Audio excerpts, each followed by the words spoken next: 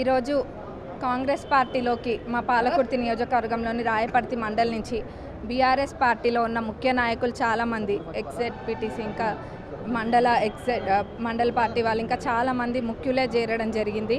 మరి ఆ పార్టీ ప్రవర్తనతోటి విసిగెత్తిపోయి ఇంకనన్నా మారుతారేమో, ఇంకనన్నా నిజాలు మాట్లాడతారేమో అన్న ఆలోచనతో ఉన్నారు సంవత్సరం. కానీ ఇంకా అది జరిగేటట్టు లేదని చెప్పి వాళ్ళు కేవలం విసిగెత్తిపోయి ఈరోజు కాంగ్రెస్ పార్టీలో చేరడం జరిగింది. మన కాంగ్రెస్ ప్రభుత్వం అధికారంలోకి వచ్చినప్పటి నుంచి కూడా అన్ని ప్రభుత్వ పథకాలన్నీ ఏదైతే మాట ఇచ్చిండ్రో అదే విధంగా ఒక్కొక్కటి కూడా చేసుకుంటూ ముందుకెళ్తున్నాం.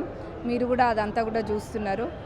ప్రభుత్వం అధికారంలోకి వచ్చిన వెంటనే మహిళలందరికీ కూడా ఉచిత బస్ ప్రయాణం, అట్లనే 200 యూనిట్ల కరెంటు ఫ్రీ, 500కే గ్యాస్ సిలిండరు, ఆరోగ్యశ్రీ పరిమితిని కూడా 5 లక్షల నుంచి 10 లక్షలకు పెంచడం జరిగింది. చెక్కులు కూడా వెంటనే ఏవైనా సీఎంఆర్ఎఫ్ చెక్కులు అయినా ఏవైనా కానీ వెంటనే ఎప్పటికప్పుడు ఇవ్వడం జరుగుతుంది.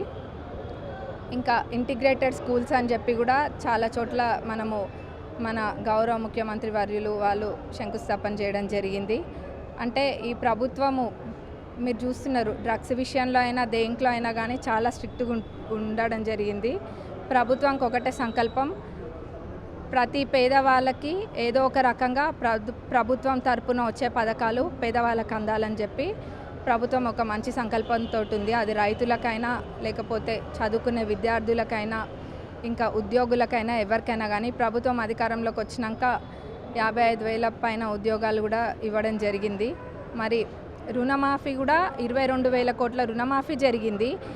అంత పెద్ద ఎత్తున రుణమాఫీ జరిగినా కానీ దాన్ని ఎట్లా బద్నాం చేయాలన్న దానిపైన బీఆర్ఎస్ వాళ్ళు పిహెచ్డి చేసి ఉన్నారు. మరి వాళ్ళు ఏ స్కూల్కి పోయినరో దాన్ని బేస్ చేసుకొని వాళ్ళు 10 సంవత్సరాలలో మొత్తం కలిపి కూడా 10-15,000 కోట్లు ఏమి ఇచ్చిండ్రో మరి అది వాళ్ళకే తెలవాలి. మరి 10 సంవత్సరాలలో 10-15,000 కోట్లు ఎక్కువనా, సంవత్సరంలో చేసిన 22,000 కోట్ల రుణమాఫీ ఎక్కువనా అని ఒకసారి గుండెల మీద చేసుకొని మాట్లాడాలి. న్యాయం మాట్లాడాలంటే ఏదో బద్నాం చేయాలి, బురద జల్లాలి అంటే చాలామంది ఉంటారు. ఆ పని మానుకొని కొంచెం ప్రభుత్వం ఏం చేస్తుందో అందరూ కూడా ఒకసారి చూడాలి. వచ్చినోడు ఎప్పుడు నాకు వచ్చిందని ఎవడు వచ్చి బయటకు చెప్పడు. రానోళ్ళు మటుకు ఒకరిద్దరు ఖచ్చితంగా బయటకు వచ్చి చెప్తారు. ఇప్పుడు మేము కూడా మొత్తం అయిపోయింది రుణమాఫీ అని చెప్పట్లే, 22,000 కోట్ల రుణమాఫీ అయిందని చాలా క్లియర్గా చెప్తున్నాము. మరి అదంతా కూడా ప్రజలు గమనించాలి. ఎవరేం చేస్తుండ్రు అన్నది మసిబూసి మారేడుకాయ చేయడంలో వాళ్ళకి మించిన వాళ్ళు లేరు. కానీ కాంగ్రెస్ ప్రభుత్వం అంటేనే ఒక స్వేచ్ఛ భావం ఉన్న పార్టీ. గతంలో ఎవరైతే మా నియోజకవర్గంలో, వేరేవంటే నాకు తెలియదు కానీ మా నియోజకవర్గంలో చాలామందిని ఇబ్బంది పెట్టిండ్రు బీఆర్ఎస్ వాళ్ళు. వాళ్ళందరూ కూడా మరి మంచి గుణపాఠం చెప్పిండ్రు, అయినా కానీ మరి బుద్ధి వస్తలేదు వాళ్ళకి. ఇదంతా కూడా చూస్తారు నియోజకవర్గ ప్రజలైనా ఎవరైనా కానీ. మరి ఈరోజు పార్టీలో జాయిన్ అయిన ప్రతి ఒక్కరికి కూడా వెల్కమ్ చెప్తున్నాము. అందరూ కూడా కొత్త పాత అనే తేడా లేకుండా అందరూ కూడా కలిసి మంచిగా చేసుకుంటారని మనస్ఫూర్తిగా కోరుకుంటున్నాను.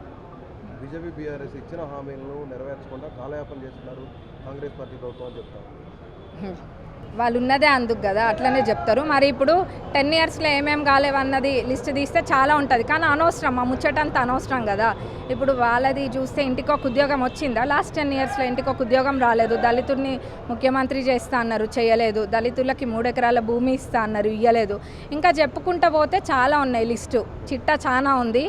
అప్పుడు ఏంటంటే కాంగ్రెస్ వాళ్ళకి ఏంటంటే ఒక మంచి స్వభావం గల వాళ్ళు కాబట్టి ఎక్కువ గొడవ తత్వం ఉండదు కాంగ్రెస్ పార్టీలో ఉన్న వాళ్ళకి ఎక్కువ.